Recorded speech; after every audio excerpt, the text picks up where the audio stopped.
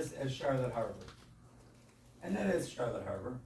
But Charlotte Harbor, according to U.S. Fish and Wildlife Service, according to FWC, and what I base my beliefs on, starts here, was along the east wall, through this Pine Island, goes along the east side of Pine Island, all the way down here, Bull Bay, one of our favorite places. It goes all the way down to where the Caloosahatchee comes in, and then on this side, on the west side, it hugs the shoreline of Captiva, Sanibel, Gasparilla, all the way here to Lemon Bay, around Englewood, up to the Myakka, and then back and completes the loop. So all of this is Charlotte Harbor. Pine Island Sound is Charlotte Harbor. So when we talk about the fishes and we talk about the birds, it's not necessarily what you're going to see if you just spend all your time standing at TT's waterfront bar and grill. So, What are you trying to say? I've seen, no, where I see you all the time is my favorite place, and that's over at the Riviera. So that's to get us started on where we're talking, so we're all on the same page. As promised, I had given you a little teaser about the good news last week.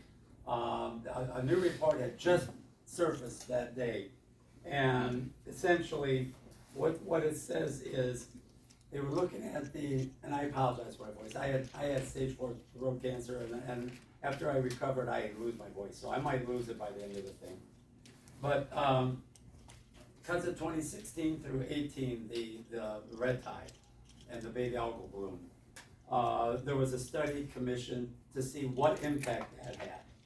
So you can fast forward from that. When you hear the results of the impact, it'll tell you what we can project would happen if it was to occur again, when we want to place a value on keeping the harbor healthy. Commercial and recreational fishing, that year, Phyllis, what was, she just stepped out, what the acronym was they called for that significant storm damage or whatever, that shit flashed up there. But anyhow, $460 million had been brought into the Charlotte Harbor community, just for fishing alone, commercial and recreation together. Is this annually, Bruce? That was an annual figure, yes. Coastal economy and jobs, just for the people that are living along the coastline and working along the coastline, 43,094 people. Their job was tied to that healthy water. Coastal economic output, $5.2 billion exchanged hands. Property value, $17.8 billion. What was that? $17.8 billion worth of real estate property values, real estate and commercial property values. And outdoor recreation, $8.1 billion. When you read those numbers, it's not too surprising someone like the CEO of Allegiant would think, hell, there's a plum ready to pick. Look at all that money spent on this harbor. But you gotta remember, it won't happen if the harbor gets degraded. That was what was lost from 2016 to 2018 annually because of the poor conditions. And the study was conducted for Charlotte, Lee, and Collier County by the Green Economics with Sanibel Captiva Conservation Foundation and Conservancy of Southwest Florida paid for the study. Harmful algal bloom studies.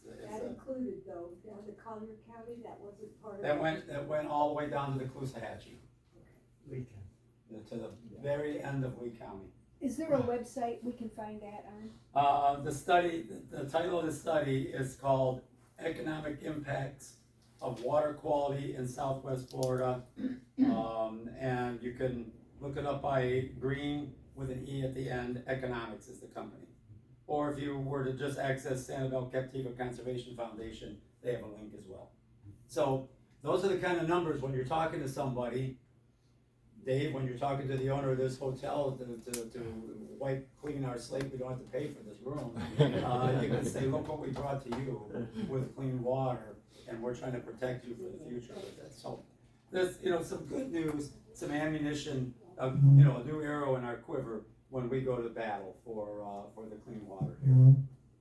All right, so that said, we've defined our harbor. We kind of know a little bit of the economic value and sociological value. Now we're going to talk about fish. We're gonna talk about fish of Charlotte Harbor. I'm old. I like to draw.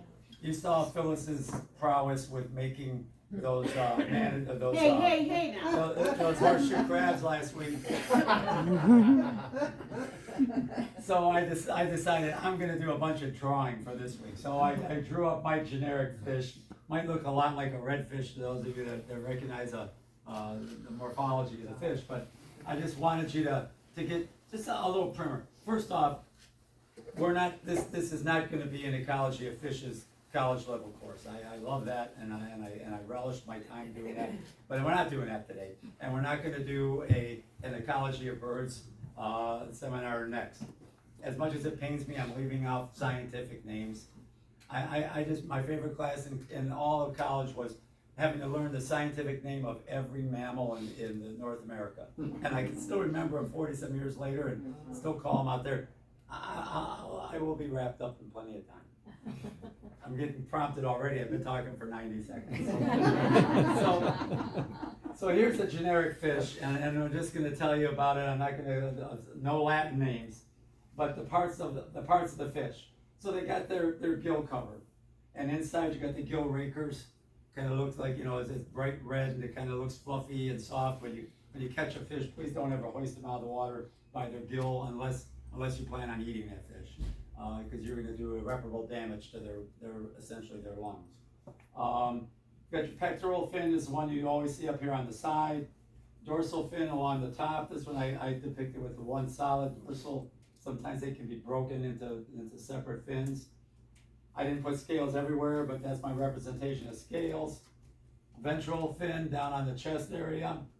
Anal fin, where the anus would be. And just because I like to say the word, Phyllis got to say it and I was jealous, peduncle. Next to uvula, it's my favorite word to pronounce. It makes your uvula dance. It's the caudal peduncle, this little thin area right here.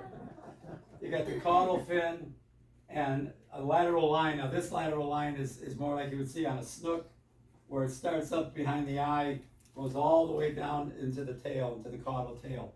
Lateral lines aren't just for decoration. That's how they hear. That's how they sense the vibrations in the water. So it's a very important organ for them, essentially. Fins are for locomotion. Spines are for defense. The entire fish is usually covered in a mucus coating, some more than others. If you like to surf fish, as I do, you catch a hardhead cat. Oh, don't touch it barehanded.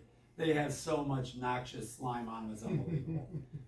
And when you handle a fish, again, if you're not going to eat it, you should make sure your hands are always wet when you're handling that fish, so you don't yank that mucus off of them.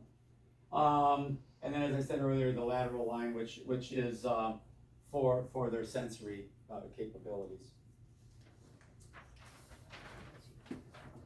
My artwork went down really fast here because I was in a hurry. But what I want to show is some of the adaptations. What I'm hoping you're going to get out of both of these classes today is that when you're out and about, if someone catches a fish or a bird flies by and people are speculating what it is, I'd like you to at least know what group it's a part of. In the birds, I'd like you to know what guild it is. Oh, what guild it is. But so one of the things that I'd like you to know about a fish is just by looking at that fish and its body shape, you ought to be able to determine, is it a fast swimmer? Is it a slow swimmer? Is it a carnivore? Is it an herbivore? Those are the kind of things that you can figure out fairly readily when you look at these critters. For instance, you see an animal with a large mouth. It's going to be eating a large volume of food, not necessarily a large animal. It could be whale shark. A whale shark's got a tremendously large mouth, and it's eating like krill-like critters, little tiny copepods and anthropods and all sorts of stuff.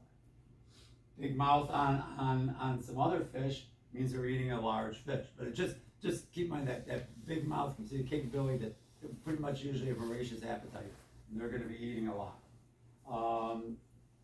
Small mouth, small prey. You know, they're obliged to eat something that they can swallow whole. They don't have hands, they don't have a fork and a knife. They're going to be eating things whole unless they're a scavenger eating detritus or so forth. Then they can stay there and browse. If the mouth is downturned, you know, they're a bottom feeder, and that could be, you know, golly, I mean, I mentioned catfish already, but one that Parrot. kind of parrotfish. Well, parrotfish will work up and down down a vertical column, taking things off the, you know, the life off of the pilings. But the one that I always think about, it just kind of cracks me up. Bonefish. I mean, we don't have them here. You have to go further south in the state to get to a bonefish. But they're just revered like they're almost like godlike, you know, the deity levels. I mean, they're a sucker. If you lived up north, they'd be a sucker, and you'd be mad if you caught one. But down here, you strive to catch one. The downturned mouth, they're always just sucking food up along the bottom. In their case, if it was one of those, they're going to be sucking up a shrimp usually. But here's one of my favorites: an upturned mouth. Upturned mouth tells you that's a pretty serious predator, and he's going to attack by ambush. And this depiction here is kind of like hybridized. I kind of started, I was going to do a tarpon, then I thought, nah, I'll do a snook. So this is a snook. You can see the big lateral line. But the key is they've got that upturned mouth, very large jaws, and they just come up and they just ambush and they just suck that animal right on in that they're going to eat. So I mentioned one of my favorite places to go, and I just coincidentally happen to see Dan almost every time I'm there, the Riviera. If you go to the Riviera, please walk to the water's edge and look down into the water, and you're going to see some of the most magnificent specimens of a snook anywhere. I mean, you can walk across Alligator Creek on the snook that are there. Unfortunately, people are feeding them shrimp tails, but there are a lot of them there. So you'll be able to identify how that animal makes a living by looking at its mouth. You can also tell how they make a living by looking at their tail. When you see a fish that's got a really deep fork on their tail, think of some of the fish with a deep fork. The fastest swimming fish there is, a sailfish. It's like, you know, a scimitar, the way that thing just hooks right around. It's a big, deep tail. Gives them powerful thrusting ability, and they can swim fast. If it's squared, they're a very strong swimmer, but slow. It gives them, think about a big fat paddle on a canoe.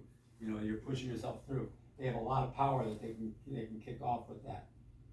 This rounded tail, some of our, well, the biggest inhabitant, they probably don't get that big here, but we've got a lot of Goliath grouper in the harbor, but they don't get very large. They get out of here before they get real large. We have the juvies here, but a Goliath grouper's got that very large lobe tail, and they don't have to swim far. They don't have to swim fast. They live down in the caverns, and they just sit there and wait when something comes by.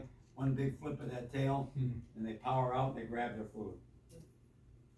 Eel-like, just what it says. You know, there are some fishes that have a tail that looks like an eel. Some of them are eels. Dan gave a great presentation on the American eel at our Master Angler class, and they have kind of serpentine movement through the water, and they can get in and out of the crevices very easily because of that tail shape.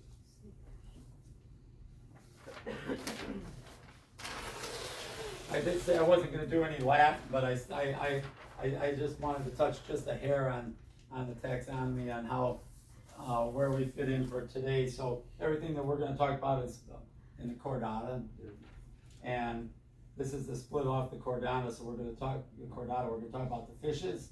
We're going to talk about the birds. So we're not going to talk amphibians and reptiles.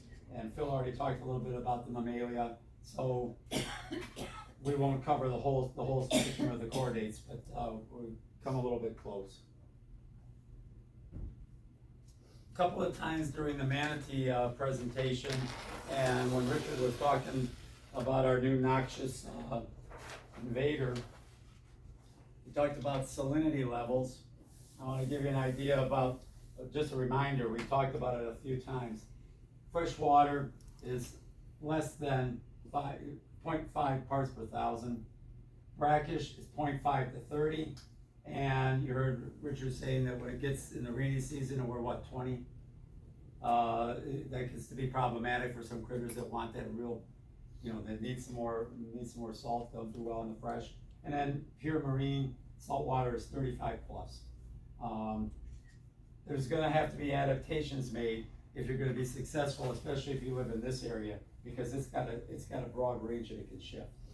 So you're gonna see a lot of life forms there that can, at least for limited amount of times, they can deal with the full range. And I've forgotten the number already. I feel bad. I forgot the number. How much a square foot of seawater weighs.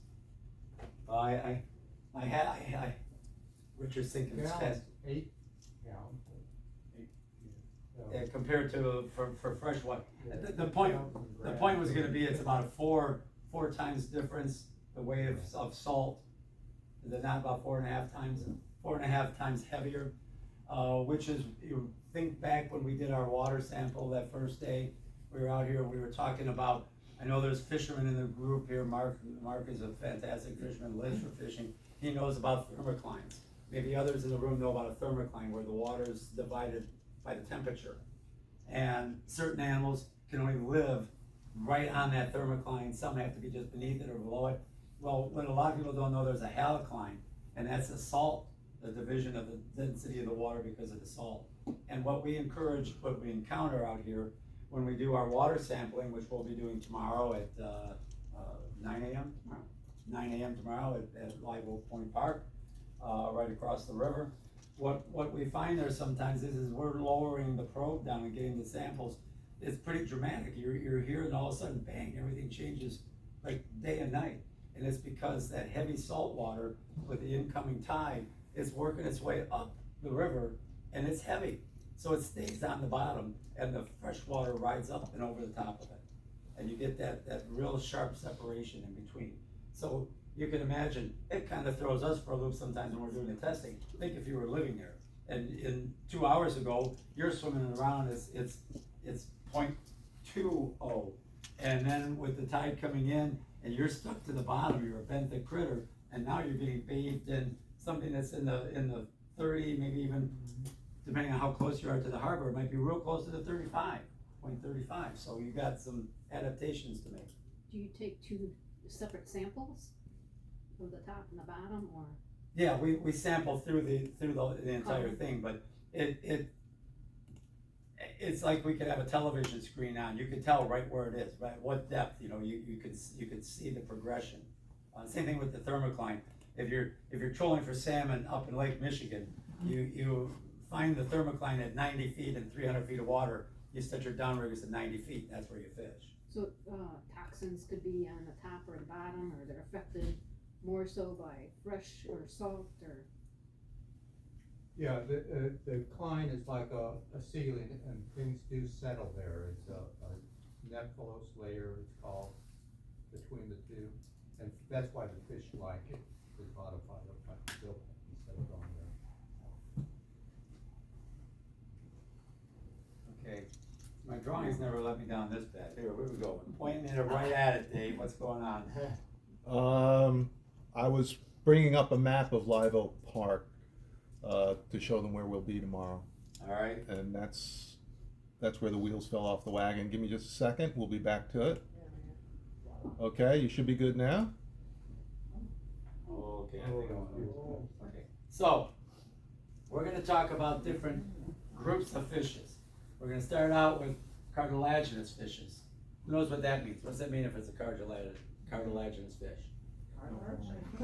Not bones. That's the cartilage. Okay. So this picture, Phyllis, you want to tell them what this picture is? You took it. Ooh, all right, so the same time that I saw the manatees breeding, I saw, Dolphins breeding. oh gosh, I got manatees in my brain, okay. The dolphins breeding, the dolphins that have the prehensile tail, remember? No. Just kidding. Yeah, so we're walking across the bridge, and I look down, and I'm like, oh my God, look at all those reefs. And it was like, yeah, they were migrating. You guys have probably all seen it before, but I had never seen it. And it just kept coming and coming, and we just stood there, and there's a video, it's a video, and it's just like, it was the coolest thing. We were way up on the bridge, so you know, but It's it's not a video, video, it's a Those are video. the cow nose. He has the cow nose rays, yes. How do I make it video? Here, it's magic. Oh, there we go. You have to hit it Ta-da! And that's standing, she was standing on 41, real close to where Sunseekers, where that sailboat was stuck for a long time up against the wall, right there. What time of the year was that? April 15th.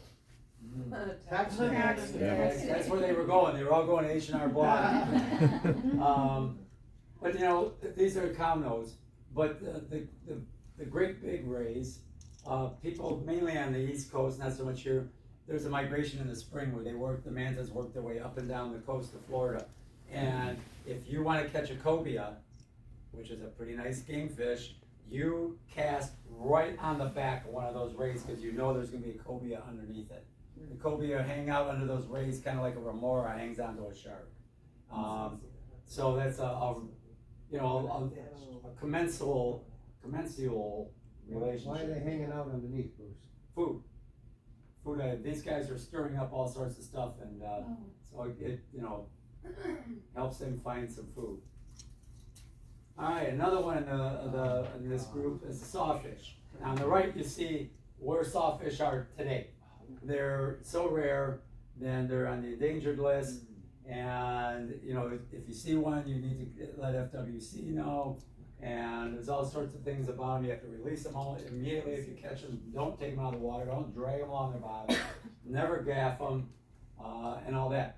On the left, there's a lady in downtown Punta Gorda with her catch of the day, a great big old sawfish.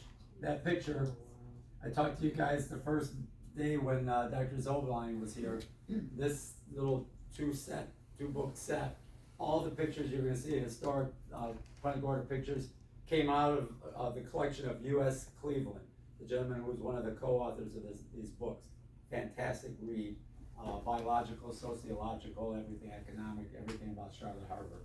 And if you're looking for them, they've been out of print for a long time, but our neighbor owns a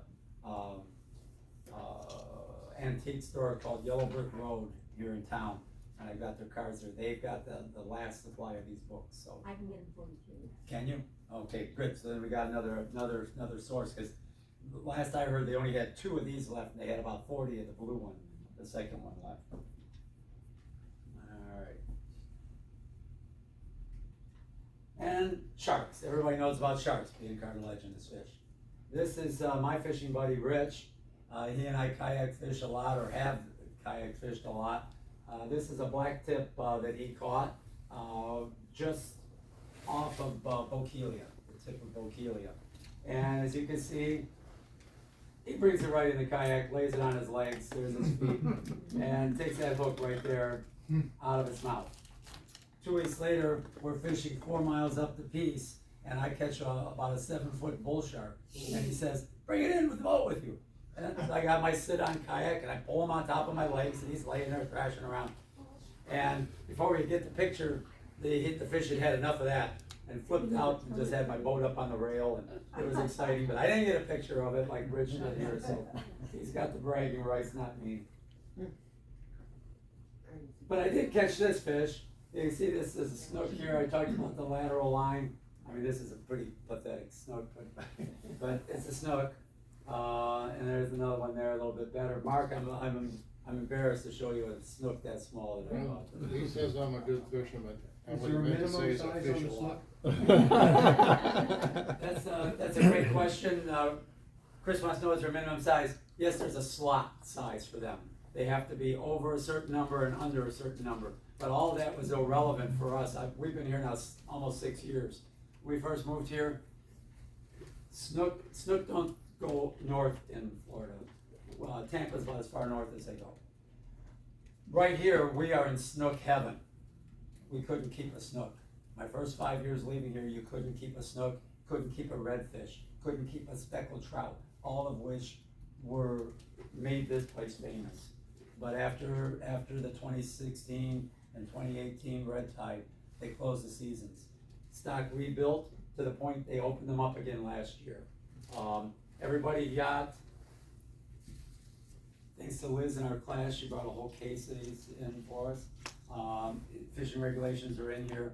Nice little diagrams or little pictures of the fishes. and it gives all the season dates and size limits. But, I don't know a lot of people that do catch and eat the snook, and you very rarely see it on a restaurant menu. Interestingly enough, with FWC during that entire closed period, I was gonna do a little talk later about regulations, because that was in our grant proposal, that I would talk about fishing regulations and how they were set. One of the things, while they were reviewing, what are we gonna do? Because the rest of the state was wide open.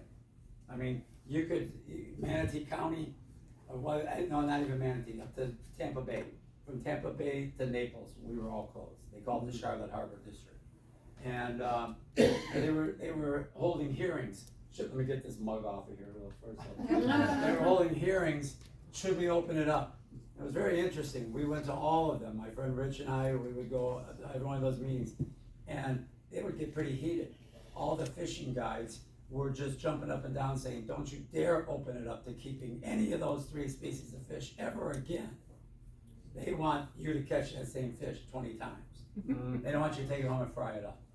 And they care about the conservation because their livelihood depends on it. And let's face it, when you meet really true fishermen, they smell like fish, they look like fish, they care about all that stuff. So they didn't want people to keep it. It was the recreational fishermen standing up in the room saying, I moved here so I could eat snook every day, But the recovery process worked enough that they opened up all those fisheries again on a very limited basis, but they are opened up. And it's different all over the state. And I'll just say this to talk about the whole regulation thing. I did about 5 years of setting the duck and goose hunting seasons for the Mississippi Flyway with the U.S. Fish and Wildlife Service. And we would meet, and we would do surveys, aerial surveys, and they came up with this by the amount of prairie pothole lakes in the Dakotas and Saskatchewan, you could predict how many baby ducks were gonna be born that year, how many survived 1 year, how many survived to be 2. You could set your seasons. And then it would get really raucous at the meetings. You had to have armed police guards in the room because we in Michigan say, well, we're gonna take 2 geese a day. People down in Louisiana, Kentucky, and Tennessee said, screw you guys. You can't, and Michigan did harvest more geese than the other 49 states put together. So it's really kind of crazy when you're dealing with migratory species. It comes into play with some of the fisheries. When you're setting a season for your fish here, but that fish also lives in North Carolina or it lives in Louisiana, everybody wants their crack at that fish. So you have to be, and you always err on the conservative part. Even like when there's catch and release, we know what percentage of those released fish die. This is a little secret, and the same thing with the waterfowling. When we would do a survey and say, how many birds did you shoot that you lost? They would tell us, we counted that as if it was dead and in their bag. When people tell us how many fish they release, we count a certain percentage of those as being dead fish, because they're not gonna survive. So you always err on the conservative side when we're doing population work. Pardon me? What's the percentage? It varies by state and varies by species. That's up to, the way all these things generally work is, like, I was on the technical section, that was for the biologists. But then you had your politician come in, your head of your DNR for the various states. They want to set political things, and they care about tourist dollars, they care about these other things. We just tell them nuts and bolts, reproduction, harvest, and all that. And then a happy median gets reached, and it's different in every So the state. ones that are released that don't live, are they pulled in by the gill, or is it because they ripped the hook out? Or? Well, one of the big things is, and this is a hot button issue, is American red snappers. If you live on the east coast of Florida, you get to fish for them 2 days. 2 days for that entire coast of Florida. And you can take 1 each day. If you live on our side, we have a season that the governor keeps increasing. I don't care what his motivation is, he's increasing it and people are happy. It used to be 14 days and then it went to 21 days, and this year I think it's gonna be 31 days, and we can take 2 a day. But here's the thing, you're catching that fish or a red grouper. I'm going next Friday, red grouper fishing. You catch that fish in 150 feet of water, you crank it up as fast as you can because they're trying to stay in the coral rock, in the rocks. When you bring them up, they have barotrauma. They get the bends. When they get the bends, their swim bladder pops out of their mouth, their stomach pops out of their mouth, their intestines pop out of their anus, their eyes pop all the way out of the socket. And what you have to do is 1 of 2 things, or 1 of 3 things.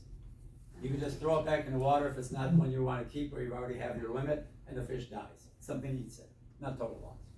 Or, in the old days, we would vent it. You take a fillet knife and you put it parallel to the skin of the fish, and you reach in there and you pop that swim bladder like it's a balloon. And it lets all that air out, their stomach right back in, their eyes right back in, you release them. Kinder thing, and the thing we do nowadays is, we have a little vice grippy kind of looking thing. You set it, it's got a set of a thing on there, you set 50 feet, 100 feet, 150 feet. You hook that on their lips, and it's got like a 3-pound weight on it. You drop them down, when it hits that depth you set, those jaws open up, fish releases. So he decompresses at the same rate that he had the problem coming up. And you can get that for free. It's in here. Anybody that fishes in Florida, they'll send you, if you buy it, it's about a $75 rig. But you can get it for free if you just ask for it, because they so want you to use it. So anyhow, when you set the seasons, you have to count on a lot of those fish with barotrauma aren't gonna survive. This is a mangrove snapper. Some people call them gray snappers, some people call them mangoes. Very prolific. When I first came down here, a fishing guide told me, when I told him where I was from, he says, this is the bluegill of the South. He says, think of them that way. They can get pretty big size. 22 inches is a you get an outstanding catch award from the state if you get one that long. Most of them are 10 inches. They're fishing inshore under the mangroves. If you want to catch one of these, or see some of these, go to Ponce Park, go on their little aluminum fishing pier, and cast all around the mangrove roots, and they're all over in there. Okay, there we go. This is a fish that if you're a fishing person, you know quite well. It's a pinfish. Phyllis talked about pinfish being one of the favorite foods today when she was saying that the dolphin like to eat these pinfish. That's a saltwater bluegill. They fight like a bluegill. They're built like a bluegill. They look like a bluegill. They taste like a bluegill. They don't taste bad at all. To tell you the truth, but there's not a lot there. But pinfish are a big bait fish. And that's the role that they serve in this ecosystem. Oh, I don't know how that got in. I caught those a couple months ago. I only released one. Which one did you catch? I caught them both, but I kept the creatures, so everyone else is safe. These are two fish that some people would consider somewhat getting towards the rough fish side of things. The one on the top is a black drum. You can see these pale black bars coming down on it. They're pretty much overall a black and gray fish. They got these barbels on their chin, which tells you what? Anybody know what that means if they have got barbels under there? Century. They're a bottom feeder and they're feeling for their food. Crustaceans usually is what they're looking for. These fish get quite large. We fish for them right under the I-75 bridge and under 41. We go out there in the kayaks and you try to bring one of these 80-pound drum up into the boat with you. Or you can fish off the piers for them, and you can get some pretty good sized ones. When we do our water sampling at Mayaca, I've seen a couple of days, I've seen guys bring 34, 35 pounders. It's a lot of fish. This one here looks similar with those black bars. Some people call them the convict fish, but this is a sheep's, with an S, sheep's head. Those are either from up north. You might know about sheephead. Like think of a big old carp, big old ugly fish like a carp, a big muddy bottom fish. We used to catch them all the time as a kid. We would cut their head open and pull marbles out. They had calcified marbles in there. I always skip out of religion class and go catch them in the Detroit River. And I had a little leather bag, like a marble bag, full of those little things there. They use it for echolocation, kind of a directional stuff. And there were always people on hand who just loved to eat those sheep's head. That's up north. Everybody probably would like to eat these sheep's head. They're delicious meat fish, but you're gonna have to sharpen your knife after each one. Their skin is just unbelievable on a fillet knife. This is the mouth of a sheep's head. They got their name because people thought their dentition looked like a sheep or a human. These are all teeth too, going down their throat. And then they've got these that look a lot like ours. What do you think they eat?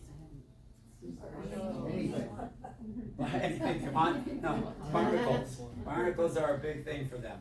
In fact, one of the ways people fish for them is you find a nice pier with a post going down with barnacles all over it, Oh, and they've got like an ice pick, spud, and they just knock those things off into the water, and these guys come just We saw flocking. them at the pier eating off. We see them at the pier eating off of them, they eat the barnacles.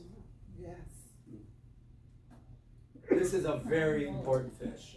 This is a striped mullet. We have two types of mullet in the harbor. We have finger mullets, which are finger size, and we've got striped mullet, which get to be about this big. Thing about striped mullet that is just great. They fly almost as much as they swim. You see these guys, they're just leaping out of the water right and left, right and left. They'll jump in your kayak with you and they bounce out. It's just a blast. They're a great fish. I personally love eating mullet. They had the Mullet Fest this last weekend and I missed it. I wanted to compete in the mullet toss. You grab by the peduncle and see how far you can throw that mullet.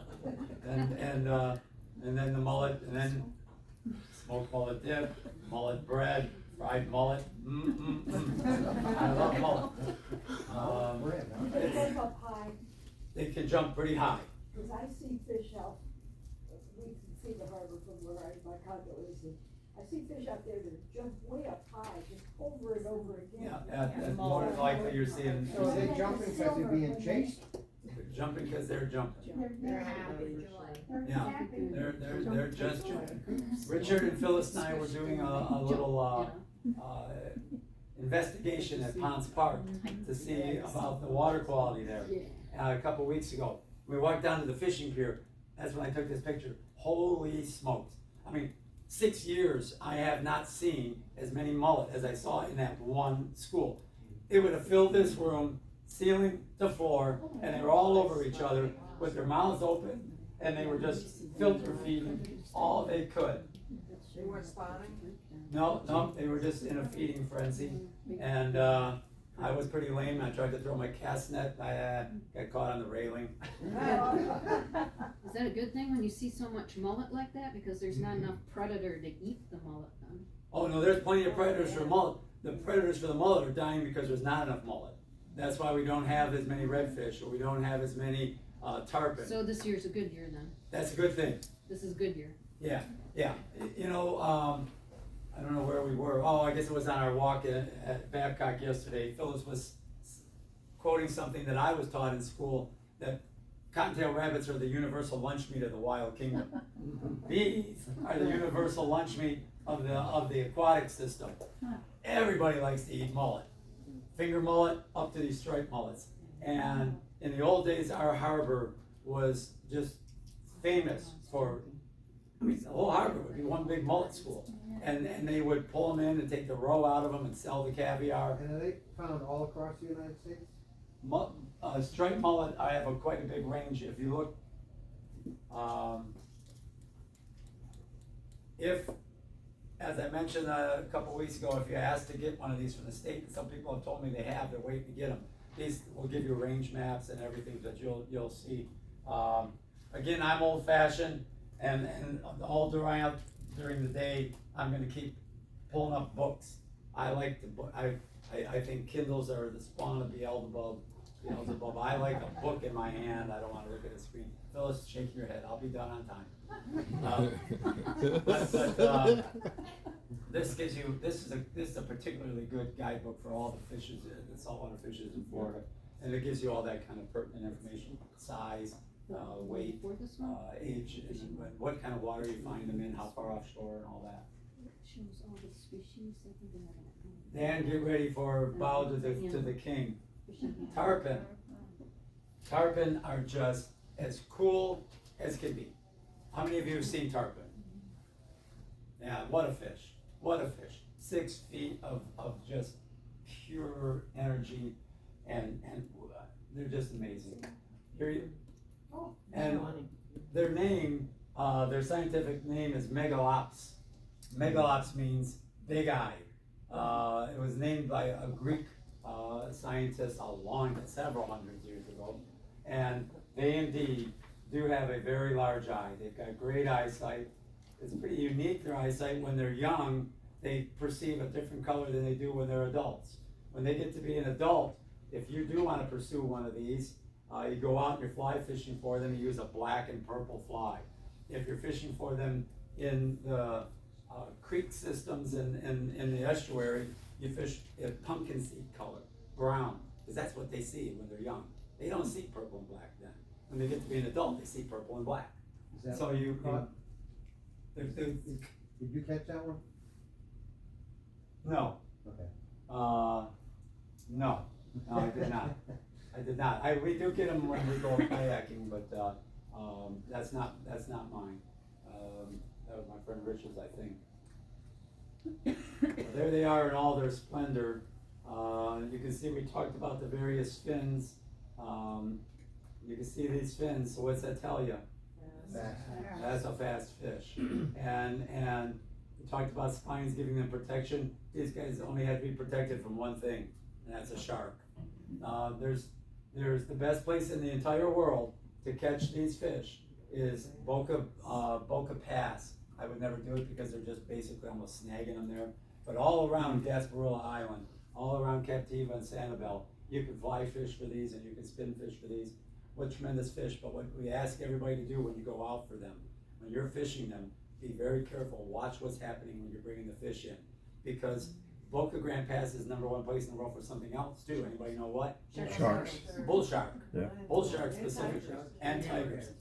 And we would always tell people, I used to run a fishing tournament there for tarpon, and I always told the guys when they're standing on that little platform in the front, you go over, see ya, because you don't want to go in this water. There's so many bull sharks that congregate around you when you're tarpon fishing. So what we always did is, you always had your little clippers right here, and when you're bringing that fish in, you see a shark, cut that fish off right there. Yeah, it's gonna have a hook in his mouth, but it's better than being in the digestive tract of the shark later that day.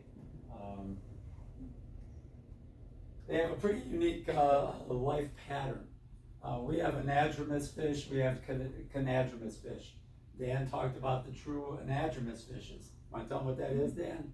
One that starts its life in fresh water, migrates to salt water for part of its life, and then comes back to fresh water. Yeah, very good. We talked about adaptations. There's a pretty big one there, and that's the American eel. And we have those in northern Florida, correct? Northeast.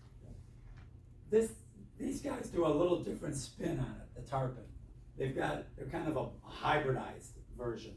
So what they do is, they breed on the Atlantic side, 60 miles off the coast. They swim out there and get to the Gulf Stream, and they have a breeding party. It's just wild. And they'll have 120,000 eggs per fish. Boy, I mean, everyone's having a good time. On our side, they found out, with some research done out of St. Petersburg, that these guys go out about 120 to 170 miles out into the Gulf, where they join and have their swingers party and have their 120,000 eggs per. Well, when they're first hatched, I'm gonna slaughter this name here. So let me look it out. Look it up here. The larvae is called. It's pretty. Oh, I'm doing something bad there. I can see. Leptocephali.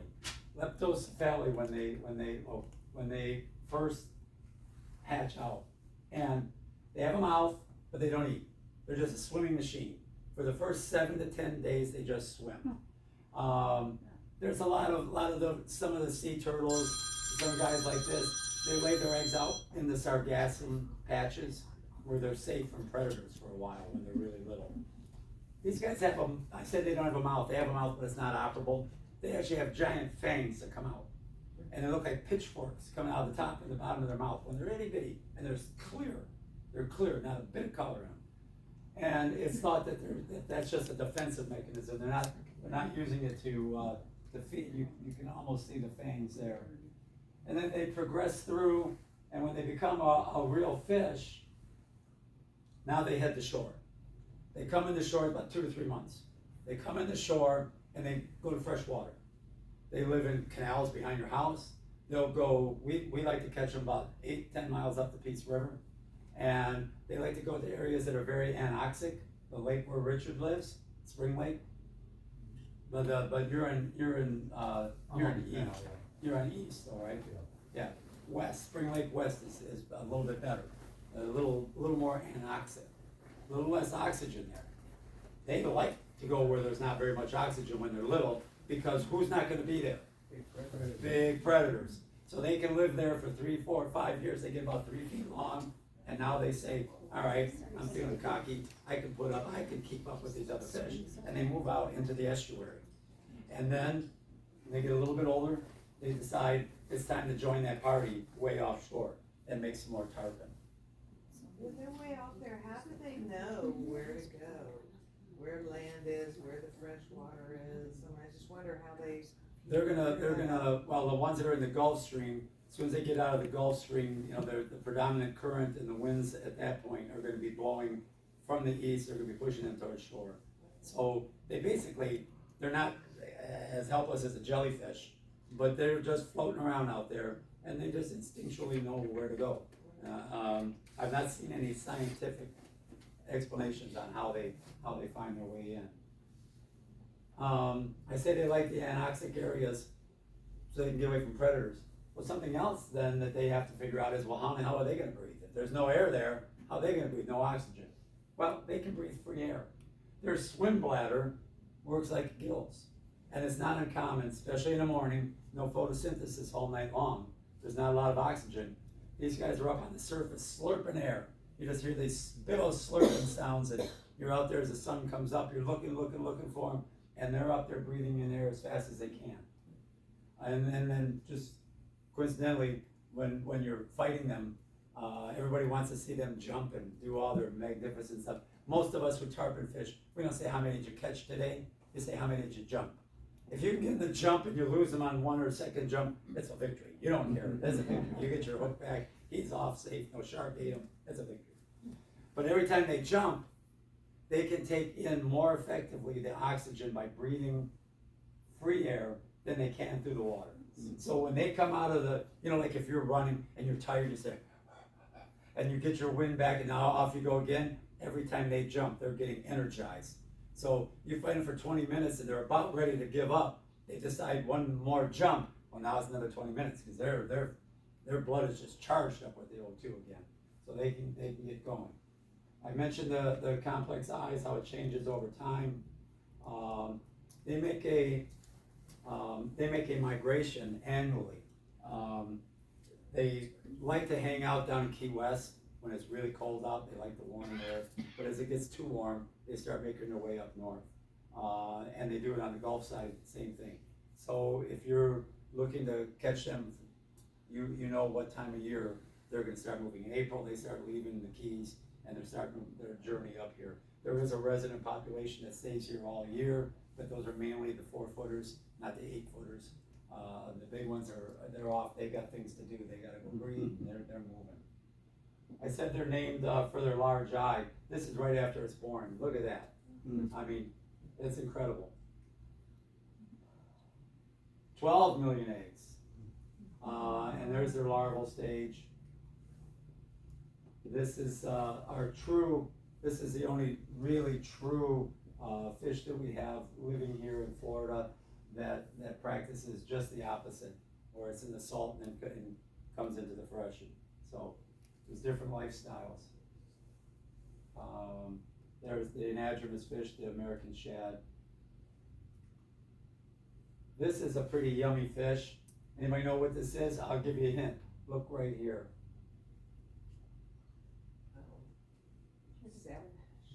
It's a threadfin herring. This is a threadfin. And some people call them greenbacks, but you go to a bait store and you know, threadfins are a big bait fish. They're all over the harbor. They're all over. You see people out there throwing a cast net. This is one of the fish they're trying to catch. And they are good to eat if you like sardines. If you like sardines or anchovies, these would be right up your alley too. Is that the same as Shiner? Pardon me? Is that the same as Shiner? No, the Shiner's a little bit different.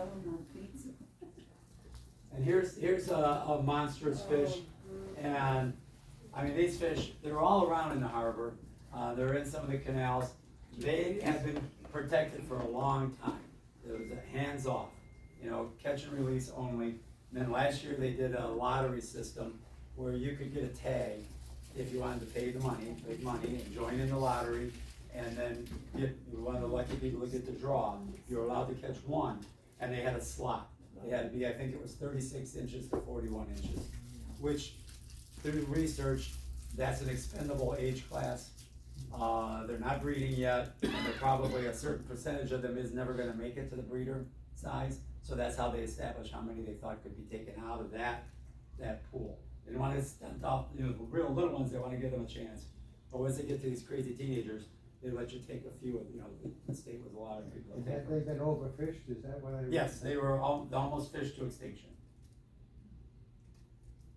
That's one that I had caught, off of St. Petersburg, very young one, about 48 inches, 50 inches long. Since then, I went out and one night I got one that was 300 pounds, one that was about 200 pounds. They go up to 800 pounds.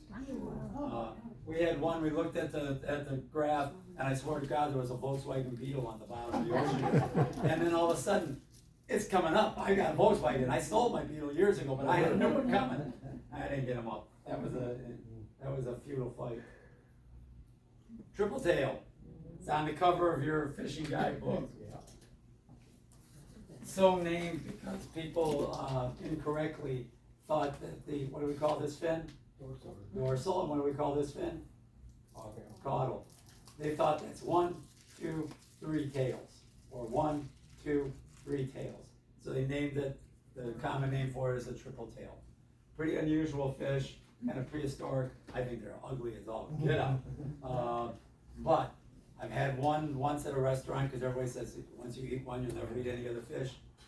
And it's white fish, it's flaky. Give it a try if you see it at a restaurant. People do pursue them in the harbor. If you want to, you can see the lateral line on this guy. So that's how he's sensing what's around him. If you want to try to catch one of these or have a shot to see one of these, you're out in the harbor, look for crab pots. They're, the buoys floating. And if you really want to catch one, look at the buoy and look at the rope. If the rope is clean, keep going. If the rope is covered with barnacles and all sorts of growth on it, you want to start fishing around that, because that's what these guys eat. The thing they do that's really funny is if you're out on a boat and you're cruising and you look out and you think, doggone it, somebody threw a black garbage bag out in the lake, out in the ocean, and it's just floating there. Now, that's this. They float on their side.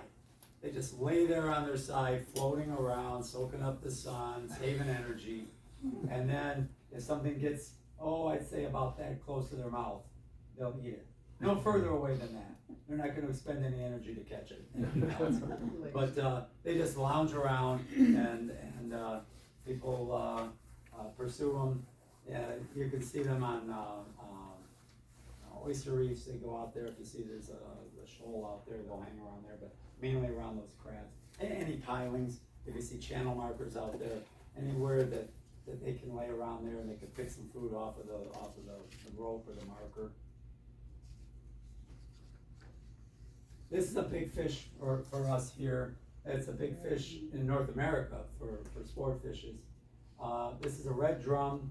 A lot of people just call them redfish. You can see what he's doing there. His mouth is a little downturned. He's digging around here and he's looking for some crustaceans, anything else he can find. Look at the seagrass. Those of us that do the seagrass monitoring, what would we give a serious body part to find an area that had this much seagrass in Charlotte Harbor nowadays? But this picture shows some pretty nice, this looks like turtle grass right here. Turtle grass, maybe what do you think, Richard? 8 inches? What did you convert that to centimeters? Yeah, that's not quite it. Yeah, not quite. You heard when Kate was talking. If you were to envision this, we did it out there on the courtyard. Envision this as your quadrant that you would have if you were doing that water sample, the seagrass sampling. You'd snorkel down. You'd say, okay, look, that looks like about 15% open. So this looks like about 85% coverage. And then you'd snorkel down, you would randomly pick 3 blades of this turtle grass, and you would say, okay, this one is 15 centimeters, this one's 20 centimeters, this one's 13 centimeters. You'd record that, and then you would feel if they had the epiphytes growing on them. and if they were they fleshy or were they crusty? Was it a barnacle or was it some fleshy algae growing on them? And those are the kind of things we record. So It's- the algae in the foreground on the right side? Yeah, it looks like, and then sometimes we will find what looks to be a beautiful little muffin that's sitting down here in an open sandy area, and that's blue-green algae, it's cyanobacteria. We pick it up real carefully and look at it and handle it and say, we probably shouldn't be doing this. Probably put it back. Anyhow, redfish, they don't care about those things, they just want that grass because that grass holds the food that they wanna eat. One characteristic about a redfish is this tail spot. They'll have it on both sides of their tail generally, but not always. We were at Bass Pro Shop the other day and they had all their mounts there of the redfish. Not one of them had a spotted tail. And Phyllis says, what the hell? Where's the spots? He told me they all have spots. Well, they don't all have spots. Most all of them have spots. Some have one there, one here, one here, here. I saw one on television a couple weeks ago, had 16 spots on it. And they said there's some sort of genetic thing with that one that it shouldn't. They're generally just one or two. That's not for male or female. No, has nothing to do with their age, has nothing to do with the sex. They all seem to have it, and they all seem to have it almost in an identical area. Sometimes the peduncle, you'll see it forward of the peduncle too. Never enough times to say That's a that. good word. Is this It is a good word. Bruce, does it serve any purpose, like the? There's speculation that fishes that have another eye spot, if it's a predatory fish, is to confuse the prey, that they think there's the mouth, the business end, and they think, well, I'm safe down here, and if you're, so the predator does that to confuse the prey. Prey items have an eye spot there so that at worst they're gonna lose a chunk of their tail, but not get their head bit off, because most of the fishes are attacking head first. Yeah, if they attack the other way, then they get the fin poked Right. into their throat and then they'll spit it out, right? Well, that Because they does happen with some of the Took in spiny. the wrong end, yeah. Yeah, some of the spiny fish really have some wicked spines on their dorsal fin. That's a ladyfish, or what some people like to call The spelunking fish. the spelunking fish. Yes, I have a spelunker's life. You get in the kayak at 4:30 in the morning, you need I one said, of what the heck these. were you doing, spelunking for A that? spelunking form. Little known fact, that's how you catch ladyfish. They get, that's a pretty darn good one. I mean, you catch that one, that's a bragger. You don't eat them. But they fight just like a tarpon. Overall body, they look a lot like a tarpon, and they're the best tarpon bait there is. And redfish, if you chunk it up, very prolific. They're all around the harbor. A lot of fun to catch. You have a question, Dan? I said they're jumpers. Oh, they are jumpers. They are aerial, they're acrobatic, yeah. Another pinfish, that was a kind of a foggy picture, so I wanted to show you that pin. That's a fish that you gotta be careful when you swallow it. You wanna approach it this way, so you're pushing that down with your lips as you're swallowing it and get it down fast. And that's what you do when you take them off. You grab them here and slide your hand until you got a grip on them, otherwise you're impaled and it burns like the bejeebers afterwards. And there's that black drum again. Nope, went too far. They've got pretty serious teeth. That's the sheep's head. They got the pretty serious teeth there. No barbels. The black drum had those barbels. These guys do not, because a medium-age sheep's head will look very much like a young black drum, or vice versa, because the coloration will be about the same. But you count the spines, and the biggest thing is the teeth. No other fish has that dentition that these guys do. Speaking of dentition, these guys got some wicked fangs. This is about as fat as I think I've never seen a speckled trout that fat. This is Louisiana, FWC and the Louisiana Wildlife Commission both use the same picture, and that is one fat speckled trout. You find these guys all over the harbor now. They're getting back more and more and more. They like seagrass, but the place that you have your best luck catching them is when you're out there and you see open sandy areas. They blend in really well with that sand, and they're a good predator. they are really rough on little fishes and shrimp. They're pretty cool fish. They're pretty cool, and they open them up. I think it's 2 per boat now per day for a very short amount of time, but they're open again. They were closed for a long, long time. Interesting thing about these guys is they are very, well, all the fishes are temperature dependent at different levels. These guys are particularly wimpy about cold water, you know. So when the water starts getting cold, where you find these guys that are in the deepest pockets of holes, deep holes, because that, you know how it works like in the wintertime up north, just before the ice forms, water at the top might be 38 degrees, water at the bottom might be 45, 44. I'm sorry, the other way around, 44. And then when it freezes, everything turns over in the fall. And now the warm water's on the bottom, the cold water's right under the ice. It makes sense. If it's rock hard ice right here, half-inch down, it's gonna be pretty close to 32 degrees. And the warm water goes to the bottom. Well, these guys go to that warm water in the wintertime. They go to those deep holes. In fact, there's a place in Pirate Harbor, there's this really, I don't know how many millions of dollars this home has to cost, big Spanish architecture, and it's got like 3 or 4 outbuildings, and it's right on a little canal, a little creek that runs in there. Good mangroves in the creek, but at the mouth of that creek, there's a hole probably about 4 times the size of this room, that's 12 feet deep, and the rest of the creek is 3. These things stack in there 4 or 5 deep, just on top of each other, letting stuff come down that creek for them to eat. But you can see, just review. That tail, that's, how are they gonna swim? Powerful. They're powerful, they're not real fast, but they're powerful, so they can make that short little burst out. They're kind of an ambusher. I just wanted to show you this, and it's not the best picture in the world, but right here, you can see, right there it is. It's a little yellow tag. FWC tags a lot of fish. Now this is a hogfish. Hogfish are 90% of hogfish are taken with a spear gun. They're very hard to catch on a hook and line.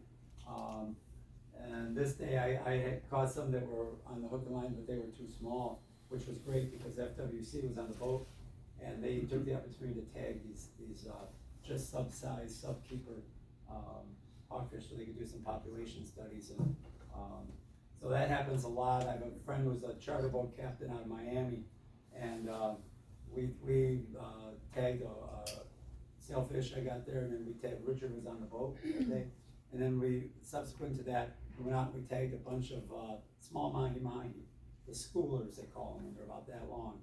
And that one fishing boat has tagged more mahis than the rest of the state combined. He's so far ahead of tagging. I think last year he did 4,000. He was at the 4,000 of them he had tagged.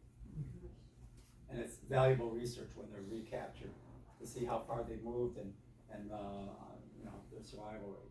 This old postcard, and this comes from U.S. Cleveland, tarpon fishing within easy reach of Punta Gorda, Florida. That's the Hotel Punta Rasa right there. Which if you were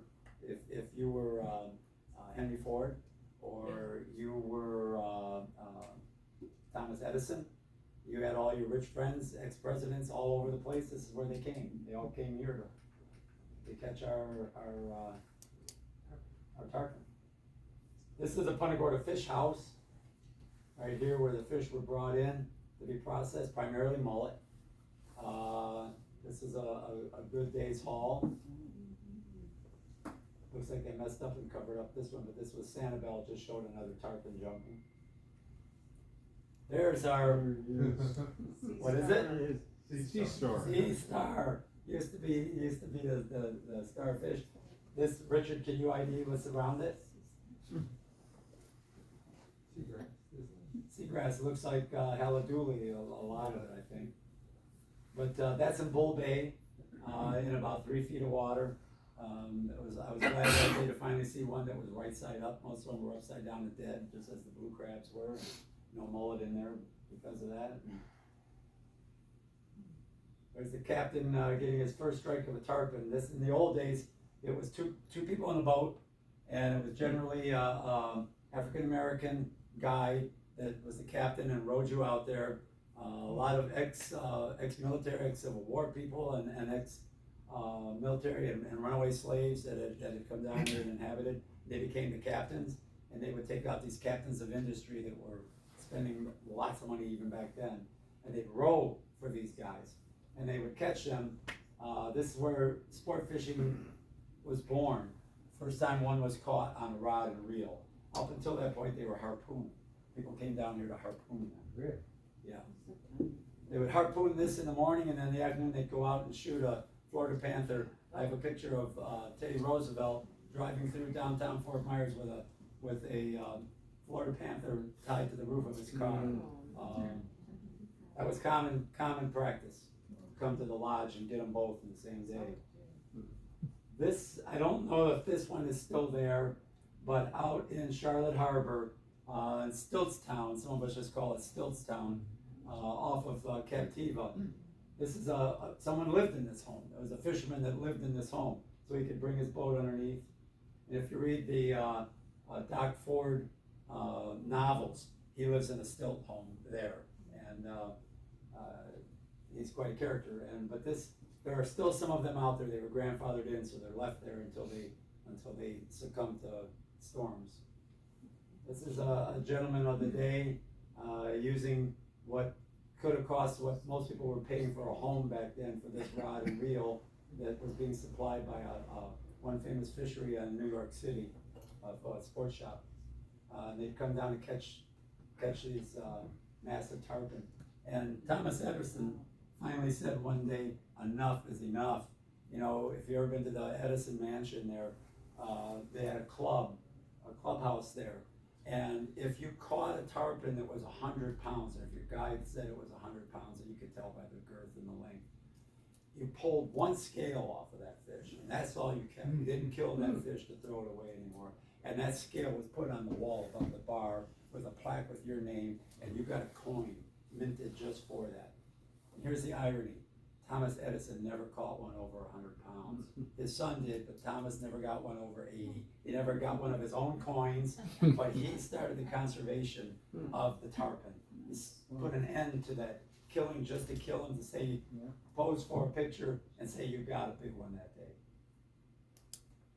This gentleman here was home on leave from World War II, fighter pilot, and decided, what the hell, I'm in Punta Gorda, I'm gonna go out and I'm gonna catch some fish.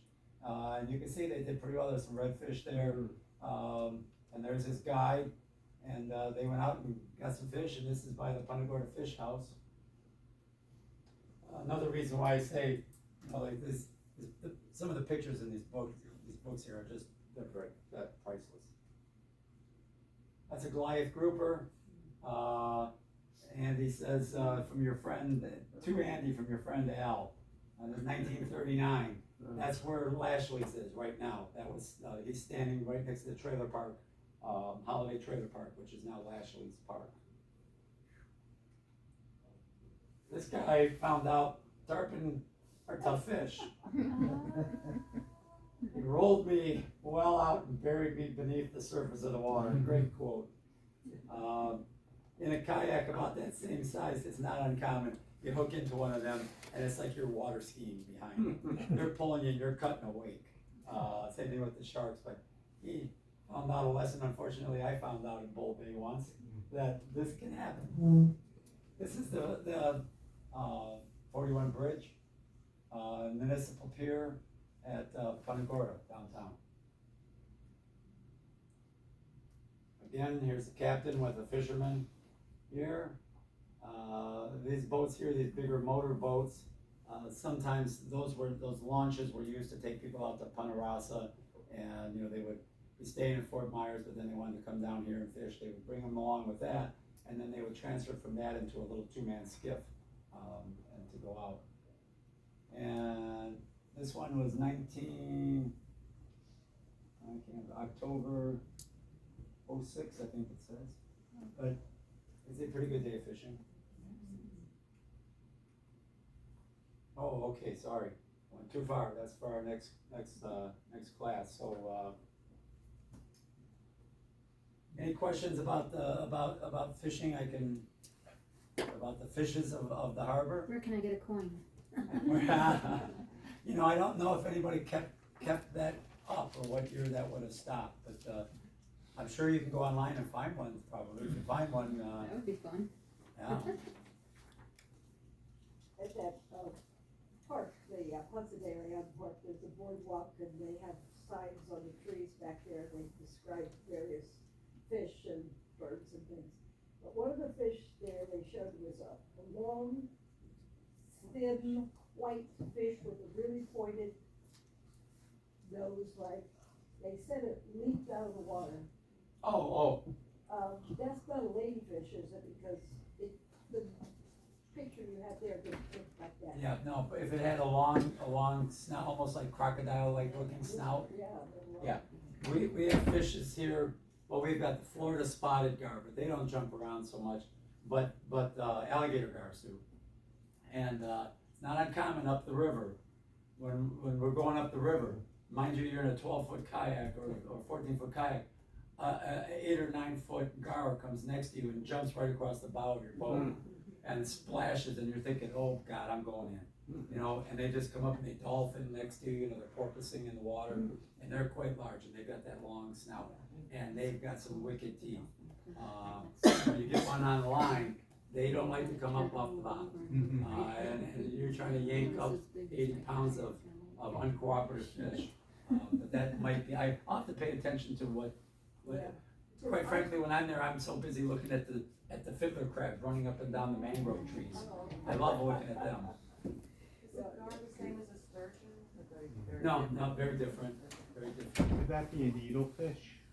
That's what They it don't get was that called, it was Was called. it needlefish? Yeah, I've seen them a foot and a half. Yeah, yeah, I forgot the name of it. Kinda fancy. When I Yeah. saw those fish jumping high up there, which you said were probably mullet, I Yeah. thought maybe that's what it was, because. Probably.